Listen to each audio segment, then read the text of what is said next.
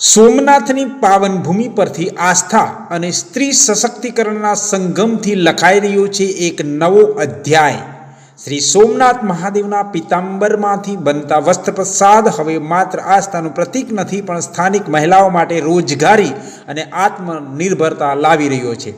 સ્થાનિક મહિલાઓ મહાદેવને અર્પિત પીતાંબરને કલાત્મક અને આધુનિક કુર્તામાં પરિવર્તિત કરે છે, જે દેશ વિદેશના ભક્તો સુધી પહોંચે છે। આ પહેલાં લખપતિ દીદીના સપનાને સાકાર કરતી છે, જેનાથી ગામડાની મહિલાઓ પોતાના ઘરના પડદા તો તોડી દેશના ખૂણે ખૂણે પોતાની ઓળખ સ્થાપિત કરી રહી છે।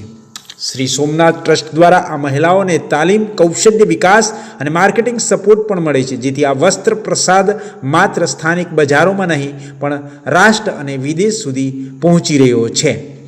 સોમનાથની નારી શક્તિનો આ સંદેશ છે। સ્થાનિક મહિલાઓ મહાદેવના પીતાંબરમાંથી કલાત્મક કુર્તા બનાવે છે, જે દેશ વિદેશમાં ભક્તો સુધી પહોંચે છે। લખપતિ દીદી પહેલાંથી જ મહિલાઓ આત્મનિર્ભર બની રહી છે અને સોમનાથની આસ્થા દરેક ઘરમાં પ્રસરી રહી છે।